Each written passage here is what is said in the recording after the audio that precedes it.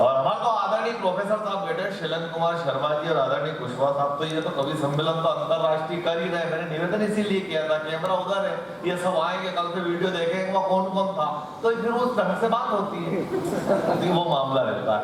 तो हम हमारे दो ऐसे कवि, वरिष्ठ कवि है दादा हेमंत श्रीमाल और हमारे आदरणीय दिनेश दिग्गज जी, दो वरिष्ठ कवियों को सुनेंगे। लेकिन मेरे पास एक विशिष्ट कवि है जिसको हिंदुस्तान हास्य का परमाणु बम बोलता है। मैं नहीं बोलता, मैंने हर आदमी के मुंह से सुना है कि अतुल ज्वाला हास्य का परमाणु बम है, उस दिन से मैं भी बोलता। तो आज हमारे बीच में जब वो है राउत से, इंदौर से हमारे बीच में, कलम कैफे कुछ 5 बजे आप एक शो देखते हैं और उसमें खूब हंसते हैं। देश भर के सारे कवि उस कार्यक्रम में हाजिर हो चुके हैं। मैंने भी हाजिरी लगा दी है पिछले हफ्ते, हालांकि मेरे नदी में पानी था तो फिर वो एक आ गया, बोले अपन भैंस ले जा रहा है, खेत कर बैठ जाए, भैंस से ऊपर नदी ऊपर। उसके बाद तो गाड़ी मिल गई, तो अपन ने भी वो काम करा और हमारा भी आ गया शो, हंगामा हो गया, खूब लाइक वाइक आ रही है। हम आभारी हैं अतुल ज्वाला जी के, लेकिन करते रहेंगे बात तो न बात बनेगी। ज्वाला जी अब आ जाओ उस माइक पे, तो इस रात की औकात बनेगी। अतुल ज्वाला राव से स्वागत।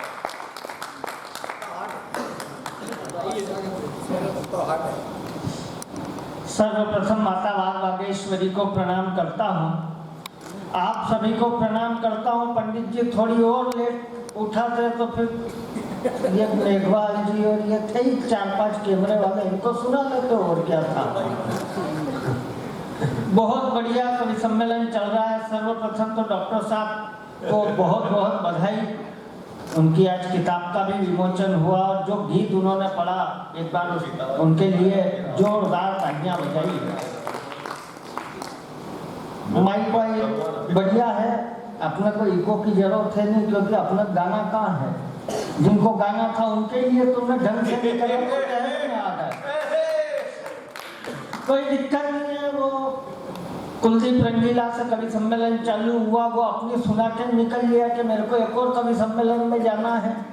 हालांकि ऐसा कुछ नहीं है, यहाँ देवास गेट से 20 की भांग बंदई होगी और मैं राम घाट पर बैठा होगा, इससे ज्यादा कुछ भी नहीं है। बार बार कह रहा था कुलदीप रंगीला कि बाबा बनना इतना आसान है, बाबा बनना इतना आसान है। मेरे को लगा कि 2-4 बार इसने बाबा बन के छोड़ दिया, दिखे कभी उसको मालूम है। 20 दिन तक नींद आओ तो ऐसा हो न यूं है। उसके बाद में वो क्या भगवान जाने क्या कि काल भैरू, पाताल भैरू ने लाबरिया भैरू करते करते वो खुद ही निकल लिया और उसके बाद में ये भैरू आया। ये जब कविता पढ़ रहे थे तो बड़े भावुक हो गए हमारे बेचैन जी कि मेरे शिक्षा के गुरु बैठे हैं और इधर सब मेरे को बोल रहे गुरु मेरा, उनका कौन सा खर्चा हो गया कि इधर मेरे काव्य गुरु बैठे हैं। तो पंडित जी को भावुक हो गए, पंडित जी आंसू आने लग गए। वो तू सब हंसा कुछ भी कर, नौटंकी पर पीता वाली कविता सुनाना। वो सुनूंगा। आखिरी मैंने पूछा पंडित जी, मैंने कहा आप इतने भावुक हो गए? तो हाँ यार नाना यार, ऐसा 2-3 चेला और हो जाए फिर खाली मैं भगवती करूँगा।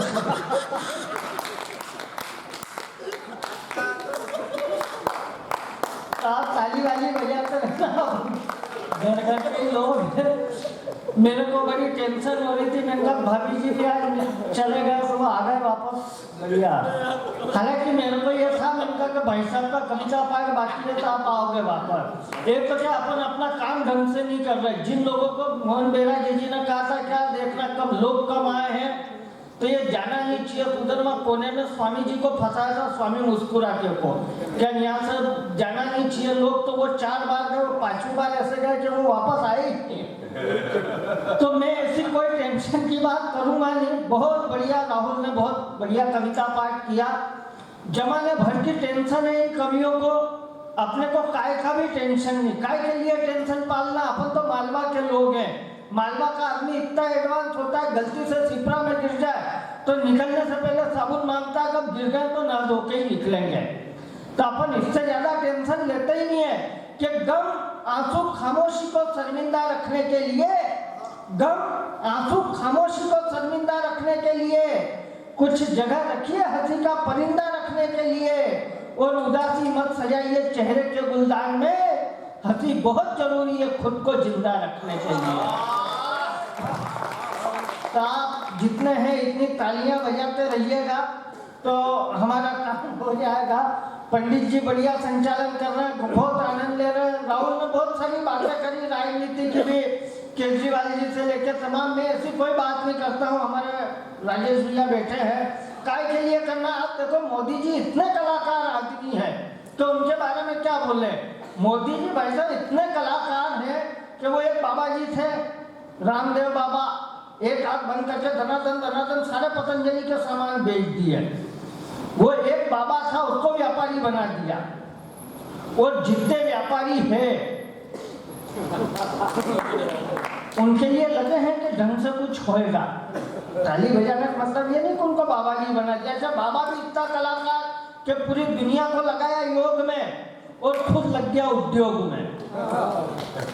तो इसलिए आपने को ज्यादा टेंशन नहीं। मोदी जी ने संसद की सीढ़ियों पर माथा टेका 2014 में और पहला भाषण दिया, न खाऊंगा न खाने दूंगा। दूसरा भाषण दिया, घर घर शौचालय बनवाऊंगा। मैंने कहा प्रभु जब खाओगे नहीं, खाने नहीं दोगे तो फिर ये शौचालय की जरूरत काय के लिए है। अरे बात यहाँ तक थी तो ठीक था। उधर देखो आप कांग्रेस के युवराज, जिनके बारे में हमारा राहुल कहना सकते वैसा नहीं हो, वो उनके बारे में क्या बोले। वो बोले कांग्रेस पार्टी नहीं एक सोच है। दूसरे दिन विद्या बालन टीवी पे आके कहती है जहां सोच है वहां शौचालय है। तो इसलिए राजनीति की क्या बात करें। इसलिए राजनीति का टेंशन ही नहीं लेना। क्या हंसी की कीमत खुद रोकर समझता हूँ, पाने की चाह को कुछ खोकर समझता हूँ, और आपके चेहरे पर यह हंसी बनी रहे इसलिए हर वक्त मैं खुद को एक जोकर समझता हूँ। आप ताली वाली बजा दो, अपन सब परिवार के लोग बच्चे हैं। राहुल ने बहुत सारी बातें की, पाकिस्तान पर कविता सुना रहा था। पाकिस्तान पर क्या कविता सुनाए, इसलिए ये सुनाना चाहिए कि आपको एक खबर ध्यान होगी कि 7 करोड़ गधे चीन को पाकिस्तान ने बेचे। गधे पालते हैं वो, गधे बेचे तब उनके सचिवालय का बिल भरा जा सका। जो गधे बेच के अपने सचिवालय का बिल भर रहे हैं वो हमसे क्या खाकर लड़ेंगे। और अभिनंदन की बात की तो इसने बताया कि वहाँ ऐसा ऐसा हुआ, क्यों छोड़ दिया राहुल। 4 पंक्तियां सुनना, मैं हाथ से बंगले का कवि हूँ। मैंने क्या देखा कि क्यों 2 दिन में अभिनंदन को छोड़ दिया। आनंद लीजिएगा पंक्तियों का।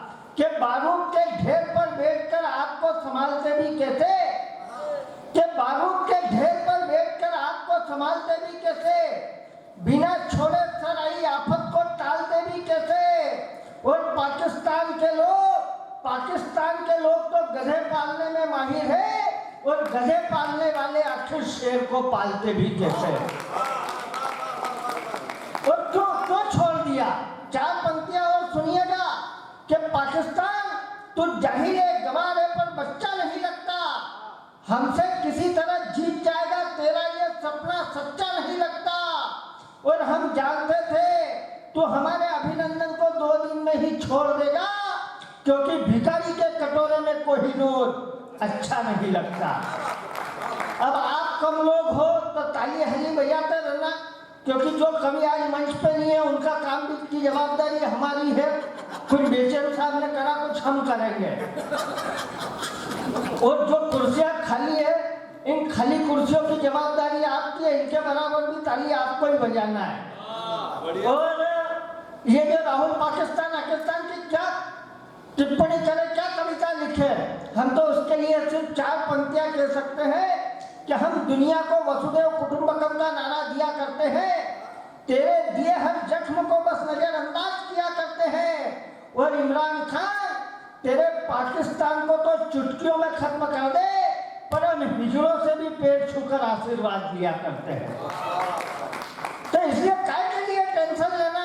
मुझे जैसा आदेश हुआ एक कविता का वो भी सुनाऊंगा, लेकिन उसके पहले चूंकि हम परिवार के लोग हैं, आज थोड़ा सा अलग टाइप के कार्यक्रम में हम हैं, तो मैं एक कविता अगर आपकी इजाजत हो तो सुनाना चाहता हूँ। हमारे अधिकतर वो लोग हैं जो बुद्धिजीवी वर्ग में आते हैं, तब एक कविता सुनिएगा कि हमारा बचपन, हमारा गांव हमें कैसे याद आता है।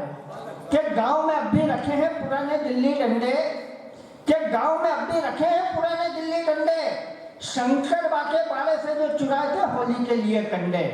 बस कविता के साथ यात्रा कीजिएगा कि गांव में अब भी रखे हैं पुराने दिल्ली डंडे, शंकर बाके पाड़े से जो चुराए थे होली के लिए कंडे। रखा है डिब्बा गोटियों वाला जिसमें अब भी है चमक, रखी है माचिस के खोखे की ताश पत्ती जिनमें लग गई है दीमक।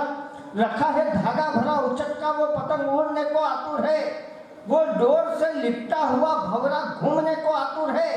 रखा है वो साइकिल का टायर जिसे मैं खूब चलाता था, रखी है डिब्बे की नकली टीवी जिसमें मैं फिल्म दिखाता था।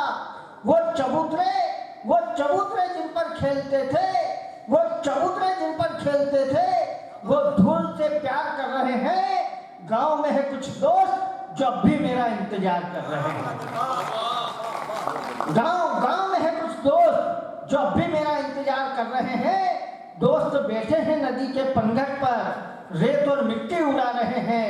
लौट आए एक बार फिर बचपन में, यही कहकर बुला रहे हैं कि यही कहकर बुला रहे हैं। और कौन दोस्त आपको भी हमेशा याद आते होंगे।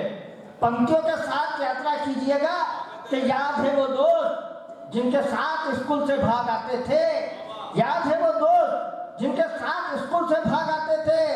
वो आम के बाद यहाँ छुपकर आम चुराने जाते थे, वो गन्ने की बैलगाड़ी से मेरे लिए गन्ने खींचने वाले दोस्त, वो डांट खाते वक्त एक दूसरे के पीछे छुपने वाले दोस्त, वो शहद के लिए मधुमक्खी के छत्ते ढूंढने वाले दोस्त, वो शहद के लिए मधुमक्खी के छत्ते ढूंढने वाले दोस्त, और त्योहार पर मेरे साथ आम के पत्ते ढूंढने वाले दोस्त। वो त्योहार पर मेरे साथ आम के पत्ते ढूंढने वाले दोस्त। और दो पंक्तियों में अगर आपके दोस्त आपको याद आ जाए तो मुझे तालियां बजाकर बताइएगा कि याद है बचपन के वो दोस्त, बचपन के वो दोस्त, बचपन के वो दिन ख्वाबों में बच्चे की तरह मचलते हैं। मजबूरी के कारण जो दोस्त मिल नहीं पाते वो आंख से आंसू बनकर निकलते हैं, वो आंख से आंसू बनकर। ताली बजा दो, है मत करो। हमें अभी आदरणीय दादा तक पहुंचना है, दिग्गज जी को सुनना है। बार बार कह रहे थे पंडित जी हमारे 22 देशों की यात्रा की, 22 देशों की यात्रा की है। हालांकि 1.5 साल से इंदौर पार नहीं हुआ है, नहीं तो ये 22 की जगह 25 हो जाता, ये कहना चाह रहा हूँ, और कुछ भी नहीं है। और मैंने कहा ना कि अपन तो क्या मालवा के लोग हैं, मालवा का आदमी जरा भी टेंशन नहीं लेता। आपने देखो आज सब काम प्रकृति से होता है। 14 जनवरी आती है, मकर संक्रांति, सब पतंग उड़ाते हैं, छोरा इस छत से, छोरी उस छत से। अब जिनके पेच लड़ गए उनके लिए ठीक है, 1 महीने बाद 14 फरवरी आ जाता है, वैलेंटाइन डे, कुंवारों की आखा तीज, सब एक दूसरे को गुलाब देते हैं। मैं तो राव में रहता हूँ सर, हमारे यहाँ एक बार गुलाब 100 रुपए में बिके। मेरे मोहल्ले के लड़के के पास 100 रुपए नहीं थे, वो 5 रुपए में प्लास्टिक का गुलाब ले आया। स्वभाव से सही मिला था, कोई लड़की नहीं मिली तो हिंजड़े को ही निकाल दिया। वो हिंजड़ा सुन के बोला अरे ये तो नकली है। लड़का बोला मजबूरी में दिया, रख ले, तू भी कौन सा असली है। तो अपन तो ज्यादा टेंशन ही नहीं लेते। आज देखो हमारे निकल गए थे वो बेचैन था, अरे आ रहे हैं। पेमेंट तो डॉक्टर साहब देंगे, नहीं डॉक्टर साहब देंगे, पर मेरे को आपके चेलों का भी ध्यान रखना है। तो आएंगे वो कल आएंगे कि ममता को छोड़ वासना के स्पर्श पर आ गए, मर्यादित लोग अश्लीलता के निष्कर्ष पर आ गए। कालिदास अकादमी का ये हाल है। अच्छे लोग सुनने वाले बैठे हैं, वो तमाम बेवकूफियां कर सकता हूँ जो आम कवि सम्मेलन में करते हैं। आदरणीय सर्वासर मंच पे हैं हेमंत श्रीवाल जी की अध्यक्षता इस कार्यक्रम में है, और राजेश कुशवाहा जी बैठे हैं, और आप सारे सुधी श्रोता बैठे हैं। तब मैं कुछ हट के पढ़ने की कोशिश करता हूँ कि ममता को छोड़ वासना के स्पर्श पर आ गए, मर्यादित लोग अश्लीलता के निष्कर्ष पर आ गए। हमें गर्व होता है कि हम मालवा की भूमि में पैदा हुए। एक टिप्पणी पूरा देश करता था कि मालवा में कविता नहीं सुनी जाती, मालवा के कवि कविता नहीं लिखते। तब कहना चाहता हूँ कि हमें गर्व इसलिए होता है कि हम मालवा में पैदा हुए, क्योंकि विश्व के किसी भी भाषा के सर्वश्रेष्ठ कवि कालिदास हमारे यहाँ माँ चित्रा की गोद में बैठकर अपना सृजन करते हैं।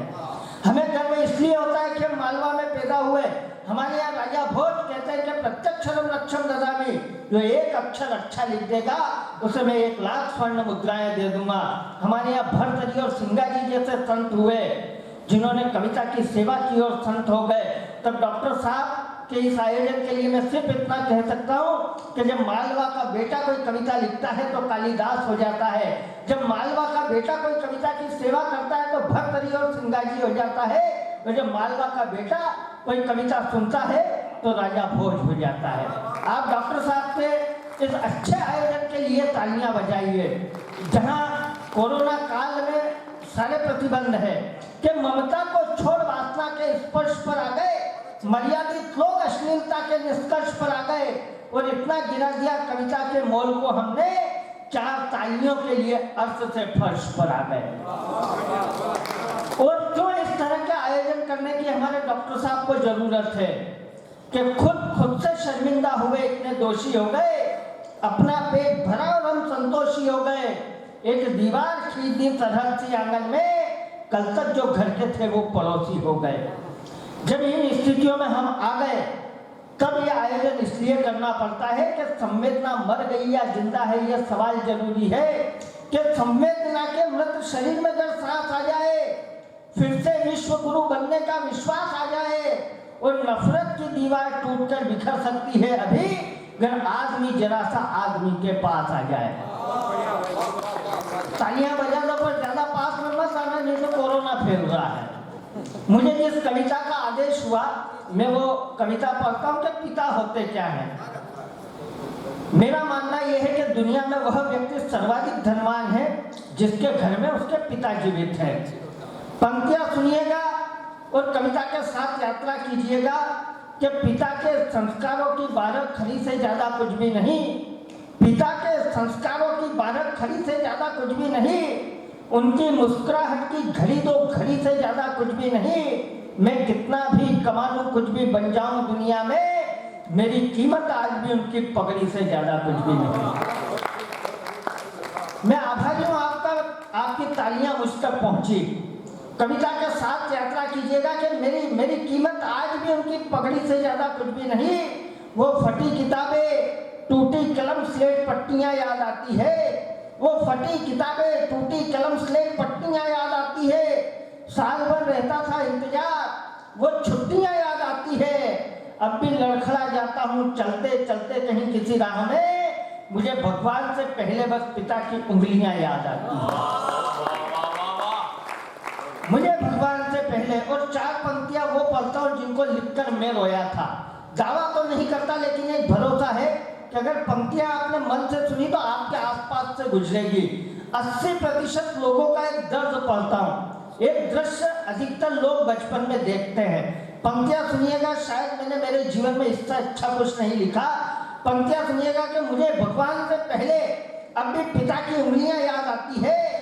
मेरे हर अच्छे बुरे काम उनके ध्यान में रहते थे, मेरे हर अच्छे बुरे काम उनके ध्यान में रहते थे। हम घर में नहीं उनके दिलो जान में रहते थे और मैं नई जींस टी शर्ट पहन सकूं दिवाली पर, इसीलिए पिता मेरे फटी बनियान में रहते थे।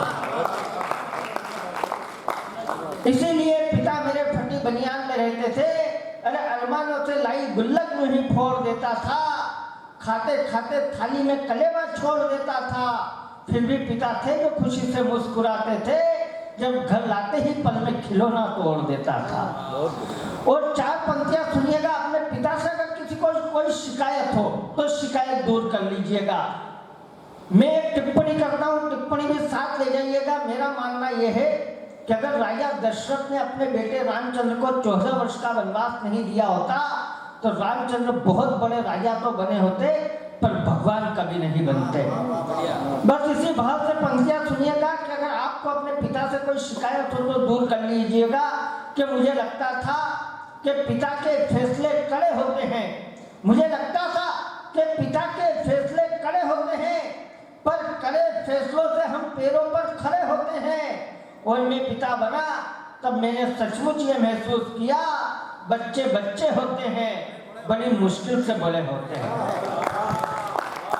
और अंतिम पंक्तियां साथ ले जाइएगा तो हमारे यहाँ आना सार्थक हो जाएगा कि अपनी जगह मत खोदो, कोई फरियाद काम ना आएगी, घर का आंगन छोड़ कोई जायदाद काम ना आएगी।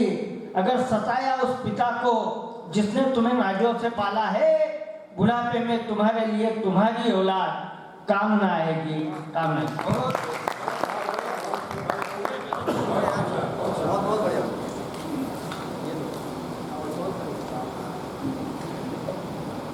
तो मैं क्या इधर आऊं ही नहीं, इधर आऊं तो दो आदमी निकलेंगे, ऐसा थोड़ी है, मुझे कोई बात थोड़ी हुई। इस हिसाब से 6 बार में 12 जाए तो ये लाई पट्टी खा ली, क्या है, मुझे ऐसा थोड़ी करना चाहिए। मैं समझा मेरे सम्मान में खड़े हुए हैं, फिर बैठेंगे, निकल। प्रणाम करता हूँ आप सबको। आज हमारे कवि सम्मेलन के मुख्य अतिथि आदरणीय शैलेंद्र कुमार शर्मा जी और विशिष्ट अतिथि है आदरणीय कुशवाहा साहब, और अध्यक्षता कर रहे हैं देश के बड़े गीतकार आदरणीय हेमंत श्रीमाल जी। बाकी सब कवियों को आपने सुन लिया है, ताली का आपने कर दिया जितना करना था। कुछ तालियां एक ऐसे व्यक्ति के लिए बजाना है कि वो जब एक लाइन भी बोलते हैं तो तालियां बजाना आपकी मजबूरी हो जाती है, क्योंकि काव्य पाठ ही उनका ऐसा होता है। अतुल ज्वाला ने हास्य के साथ साथ पिता की एक मार्मिक रचना पढ़ के पिता का महत्व आपको बताया। हालांकि मम्मी भी बहुत दुख झेलती है, माँ बहुत दुखी होती सर। अब आपने संचालन कराया, 4 बार फोन आपका बजा था, मम्मी कहीं था होगे बेटा कब तक था। दूर होगा बेटा तो माँ रोएगी दहाड़े मार, पास आएगा तो सिसकियां रोक डालेगी। क्या बात है। अगस्त्य ऋषि ने जैसे समंदर सौंप लिया, सामने आएगा तो माँ आंसू सौंप डालेगी। और बचपन में जाना नहलाती थी माँ, हम रोते थे और जानते थे ये पानी पानी छोड़ देगी, आंसू आंसू पहुंच डालेगी। बस उसी माँ के चरणों में करके प्रणाम चलो, फिर तो माँ काल की भी आंखें नोच डालेगी। आगे बढ़ते हैं। 22 देशों की यात्राएं करना मामूली बात नहीं होती, और उज्जैन शहर से निकल करके दुनिया भर में महाकाल की नगरी से अपनी वाणी का परचम जिन्होंने फहराया है वो हमारे बीच में है आदरणीय दिनेश दिग्गज जी, जिन्हें हिंदुस्तान तो क्या विश्व बड़े प्यार से, मनोयोग से एकाग्र होकर के तन्मयता से जिनकी हास्य रस की कविताओं का श्रवण करता है। मैं बिना किसी लाभ लपेट के, अब 22 देश के बाद आगे मैं बोलने लायक नहीं हूँ, क्योंकि मैं भारत छोड़ के कहीं गया नहीं। क्योंकि हमारी मम्मी कहती बेटा समुद्र पार नहीं करना चाहिए, पाप लगता है। तो मैं नहीं गया नेपाल का। एक दिन सोचा था तो बस पंचर हो गई थी जमशेदपुर में। तो आपको थोड़ा एक आधे पौन घंटे का और कष्ट दूंगा मैं। नंदकिशोर जी आप बहुत अच्छे कारीगर हैं, लकड़ियों के साथ खेल खेलते हैं, आप ऐसे बनाते हैं। अभी हमारी एक पेटी बनी है, हमने भागवत जी रखी है उसमें, हालांकि वो ऐसी वार्निश लग रही या कोई फेविकॉल था। तो मैं क्या इधर आऊं ही नहीं, इधर आऊं तो 2 आदमी निकलेंगे, ऐसा थोड़ी है, मुझे कोई बात थोड़ी हुई। इस हिसाब से 6 बार में 12 जाए तो ये लाई पट्टी खा ली, क्या है, मुझे ऐसा थोड़ी करना चाहिए। मैं समझा मेरे सम्मान में खड़े हुए हैं, फिर बैठेंगे, निकल। प्रणाम करता हूँ आप सबको। आज हमारे कवि सम्मेलन के मुख्य अतिथि आदरणीय शैलेंद्र कुमार शर्मा जी और विशिष्ट अतिथि है आदरणीय कुशवाहा साहब, और अध्यक्षता कर रहे हैं देश के बड़े गीतकार आदरणीय हेमंत श्रीमाल जी। बाकी सब कवियों को आपने सुन लिया है, ताली का आपने कर दिया जितना करना था। कुछ तालियां एक ऐसे व्यक्ति के लिए बजाना है कि वो जब एक लाइन भी बोलते हैं तो तालियां बजाना आपकी मजबूरी हो जाती है, क्योंकि काव्य पाठ ही उनका ऐसा होता है। अतुल ज्वाला ने हास्य के साथ साथ पिता की एक मार्मिक रचना पढ़ के पिता का महत्व आपको बताया। हालांकि मम्मी भी बहुत दुख झेलती है, माँ बहुत दुखी होती सर। अब आपने संचालन कराया, 4 बार फोन आपका बजा था, मम्मी कहीं था होगे बेटा कब तक था। दूर होगा बेटा तो माँ रोएगी दहाड़े मार, पास आएगा तो सिसकियां रोक डालेगी। क्या बात है। अगस्त्य ऋषि ने जैसे समंदर सौंप लिया, सामने आएगा तो माँ आंसू सौंप डालेगी। और बचपन में जाना नहलाती थी माँ, हम रोते थे और जानते थे ये पानी पानी छोड़ देगी, आंसू आंसू पहुंच डालेगी। बस उसी माँ के चरणों में करके प्रणाम चलो, फिर तो माँ काल की भी आंखें नोच डालेगी। आगे बढ़ते हैं। 22 देशों की यात्राएं करना मामूली बात नहीं होती, और उज्जैन शहर से निकल करके दुनिया भर में महाकाल की नगरी से अपनी वाणी का परचम जिन्होंने फहराया है वो हमारे बीच में है। आदरणीय दिनेश दिग्गज जी, जिन्हें हिंदुस्तान तो क्या विश्व बड़े प्यार से, मनोयोग से, एकाग्र होकर के तन्मयता से जिनकी हास्य रस की कविताओं का श्रवण करता है, मैं बिना किसी लाभ लपेट के, और 22 देश के बाद आगे मैं बोलने लायक नहीं हूँ, क्योंकि मैं भारत छोड़ के कहीं गया नहीं, क्योंकि हमारी मम्मी कहती कि बेटा समुद्र पार नहीं करना चाहिए, पाप लगता है। तो मैं नहीं गया नेपाल का। एक दिन सोचा था तो बस पंचर हो गई थी जमशेदपुर में।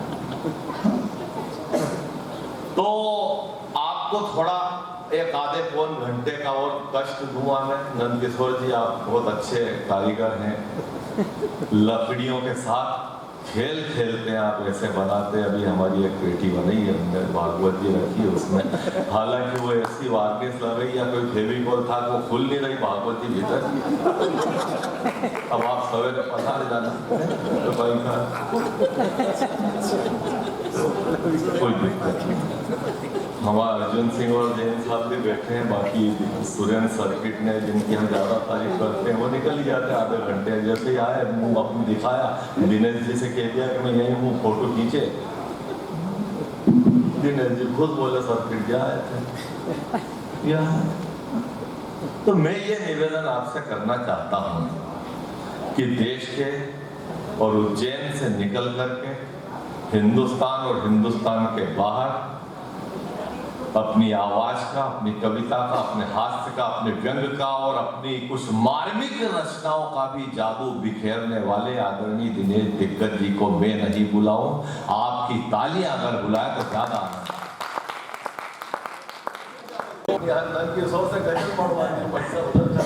माँ सरस्वती को प्रणाम करता हूँ, आप सबको प्रणाम करता हूँ।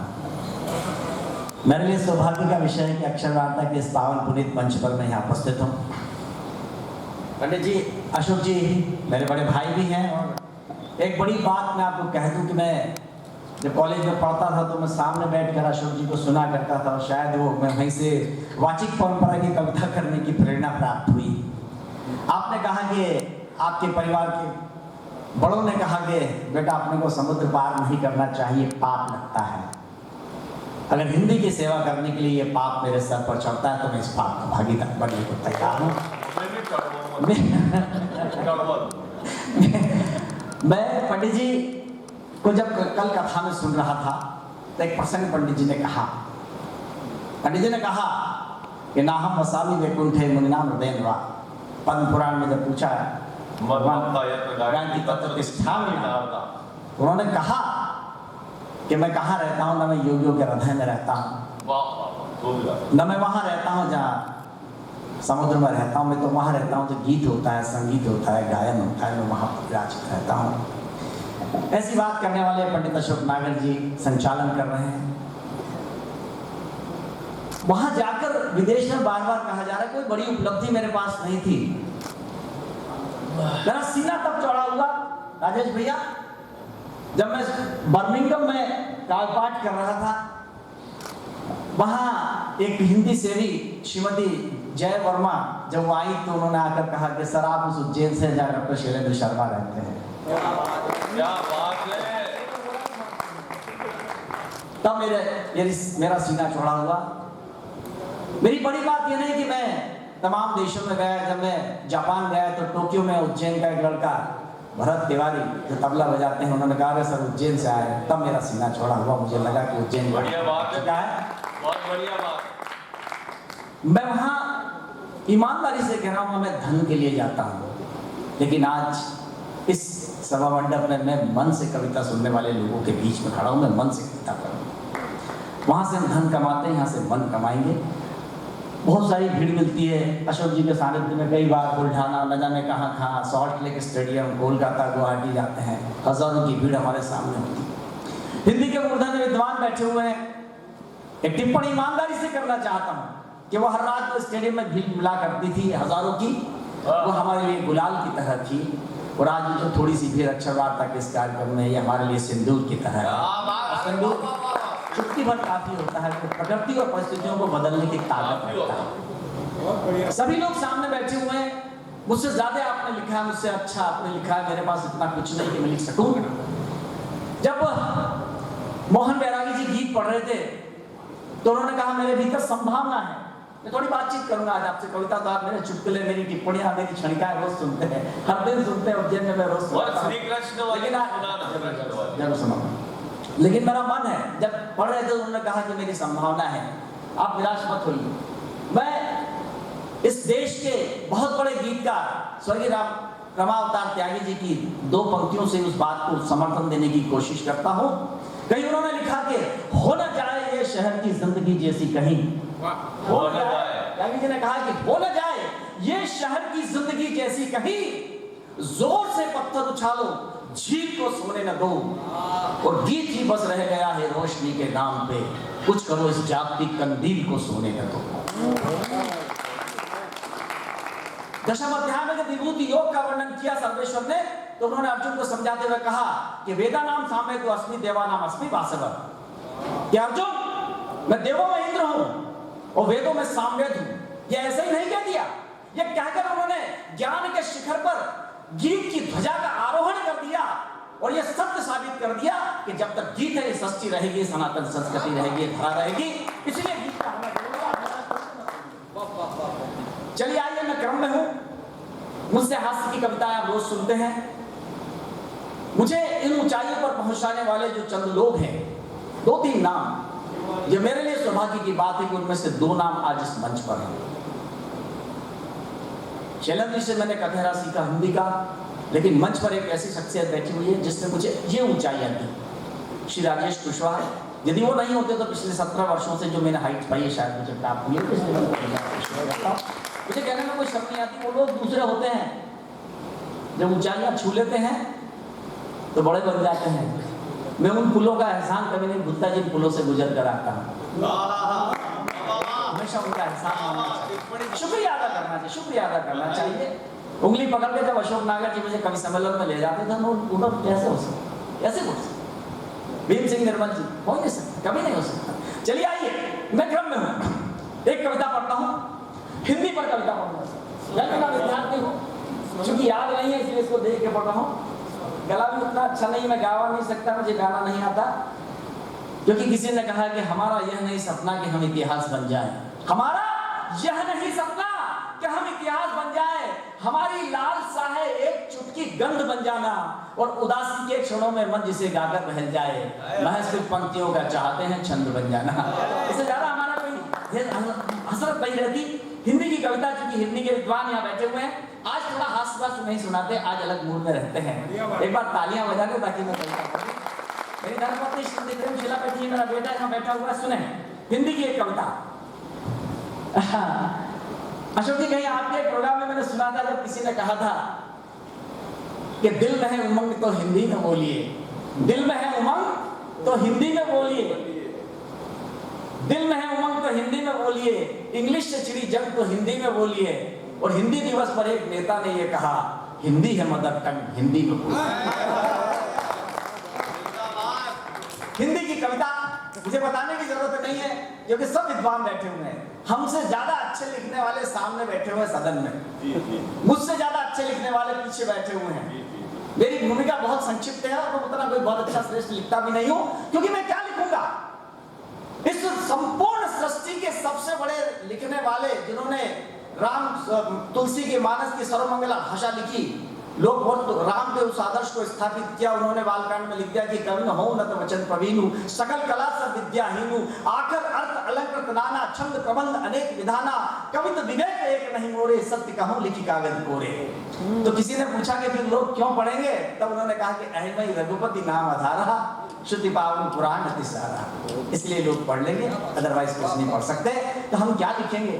हाँ, कविता का समझ थोड़ी सी रखते हैं, इसलिए हिंदी की छोटी सी कविता। सर कविता सुने, क्या कहा, क्या कहा, क्या कहा, बड़ी तेज विद्यार्थी उसी तेवर में बात करूंगा। क्या कहा? बड़ी तेज है अंग्रेजी, बहुत सनसनीखेज है अंग्रेजी। क्या कहा? बड़ी तेज है अंग्रेजी, बहुत सनसनीखेज है अंग्रेजी, लेकिन रिश्तों को समझना हो ना तो बहुत नीरस और निस्तेज है अंग्रेजी। लेकिन रिश्तों को समझना हो तो बहुत नीरस और निस्तेज है अंग्रेजी। अरे कहाँ है अंग्रेजी के पास वो हिंदी वाली मिठास? अरे कहाँ है अंग्रेजी के पास वो हिंदी वाली मिठास? अरे अंग्रेजी तो बस सपाट चलती है। और अगली पंक्ति संप्रेषित हो तो तालियां उठे कि अगर कहाँ है अंग्रेजी के पास वो हिंदी वाली मिठास, वो तो बस सपाट चलती है। बुरा न मानना भाई साहब, कंधे उचकाओ तब तो बाहर निकलती है। बुरा न मान, that you mean to say that I mean to say that what you do। अबे मेरी की सीधे खड़े रहे। आज तक किसी को आपने सीधे खड़े होकर अंग्रेजी बोलते सुना है? 4 बार कंधे उचका कर तब बोला हाउ आर यू। बुरा न मानना भाई साहब, कंधे उचका कर तो बाहर निकलती है। पंक्तियां देखे कि चाची चाचा ताई ताऊ बुआ फूफा मौसी मौसा मामी मामा नानी नाना। जरा आप ही बताना कितने प्यारे हैं संबोधन जो छूते हैं मन, कितने प्यारे हैं संबोधन जो छूते हैं मन, जो घर घर में सुगंध होते हैं। भाई साहब अंग्रेजी में ये सब अंकल और आंटी ही होते हैं। भाई साहब अंग्रेजी में ये सब अंकल और आंटी ही होते हैं। पड़ोसी की माँ को सम्मान देना जरूरी है। पड़ोसी की माँ को सम्मान दे। मैं किसी भाषा की बुराई नहीं करता, सब भाषा अच्छी होती है। पड़ोसी की माँ को सम्मान देना जरूरी है, लेकिन अपनी माँ को भूल जाए ये कैसी मजबूरी है?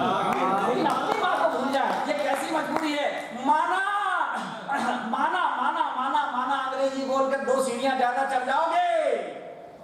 और अब मैं उस विषय पर आता हूं, अगर समर्थन करें तो भरपूर करें। माना 2 सीढ़ियां बोलकर, 2 अंग्रेजी बोलकर 2 सीढ़ियां ज्यादा चढ़ जाओगे, लेकिन प्रशंसा करनी होगी ना किसी की तो गुड बेटर बेस्ट से आगे ना बढ़ पाओगे।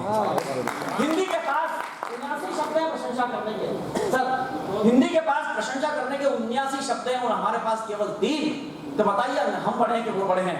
लेकिन प्रशंसा करनी होगी ना तो गुड बेटर बेस्ट से आगे ना बढ़ पाओगे। माना तुम्हें अंग्रेजी बहुत आगे ले जाएगी, लेकिन दोस्त याद रखना ये कार दिला सकती है, संस्कार न दिला पाएगी। ये कार दिला सकती है, संस्कार न दिला पाएगी।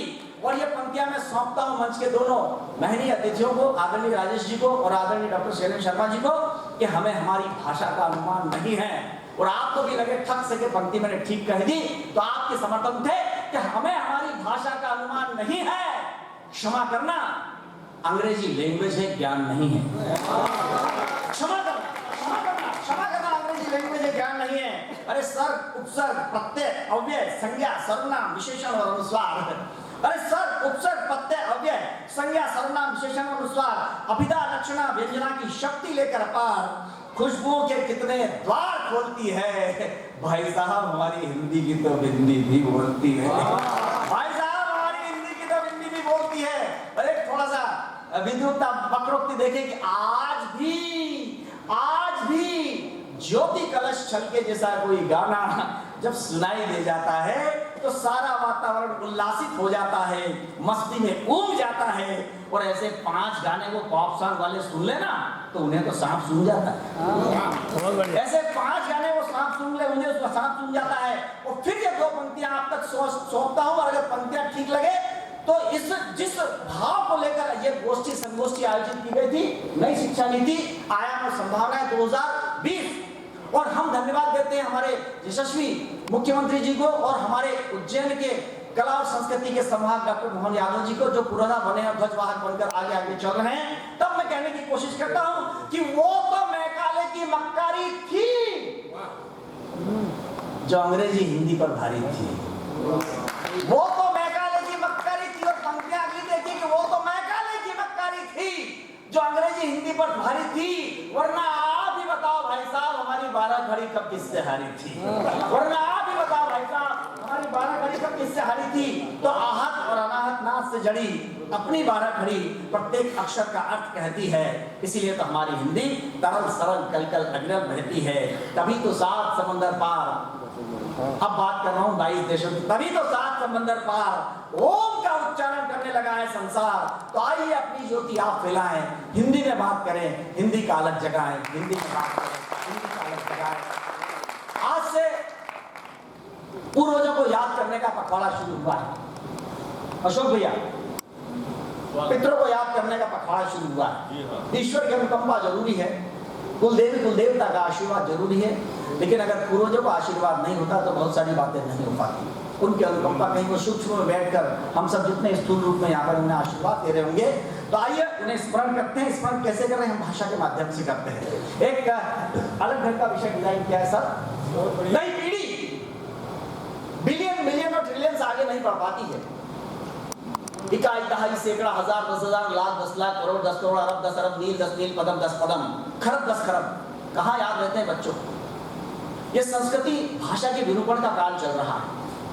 आम बोलचाल की भाषा में मात्र वो 450 500 600 शब्द बचे हैं। ये शब्द भी खत्म हो जाएंगे, हमारे पास क्या रह जाएगा? ये सच है कि हिंदी समावेशी भाषा है, उसने ये दर्श झेला है, दूसरी भाषाओं का आमंत्रण दिया, लेकिन हमें विस्थापित कर दिया। हम अपने टूटते हुए भवन को नहीं दे सकते। हमारी भाषा जिंदा रहेगी, हमारी संस्कृति जिंदा रहेगी, तब कहने की कोशिश करता हूँ। तब पूर्वजों को याद करते हुए इकाई दहाई सैकड़ा हजार 10,000 का स्मरण कराता हूँ। याद रखिए कि हमने क्या क्या खोया, क्या क्या पाया। सुनिए कि हमारे परदादा ने इकाई में आंकड़े गढ़े, हमारे परदादा ने इकाई में आंकड़े गढ़े। दादाजी दहाई से आगे कभी नहीं बढ़े। हमारे परदादा ने इकाई में आंकड़े गढ़े, दादाजी दहाई से आगे कभी नहीं बढ़े। पिताजी ने बात की थी हजारों की, पिताजी ने बात की थी हजारों की, तब थोड़ी चमक आई थी त्योहारों की।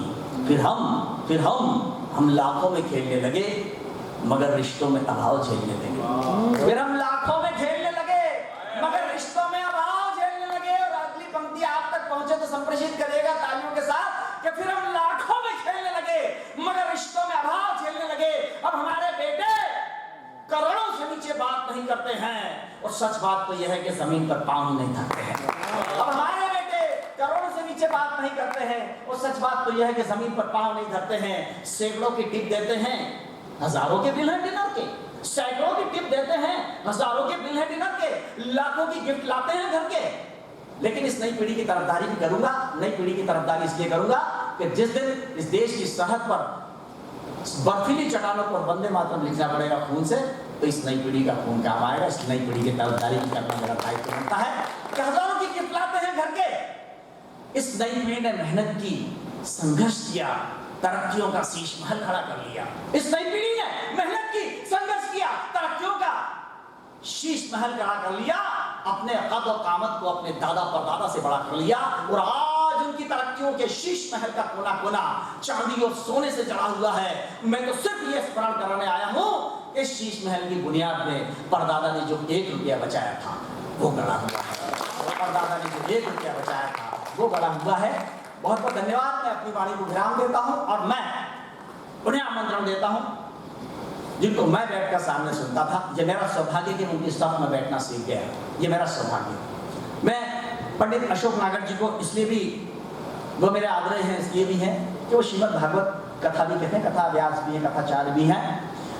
जब उनकी कथा सुनता हूँ तो मुझे ऐसा लगता है कि मैं एक ब्राह्मण देव से श्रेष्ठ वाणी को सुन रहा हूँ, जो वाणी आज से 5,500 साल पहले निश्चित हुई।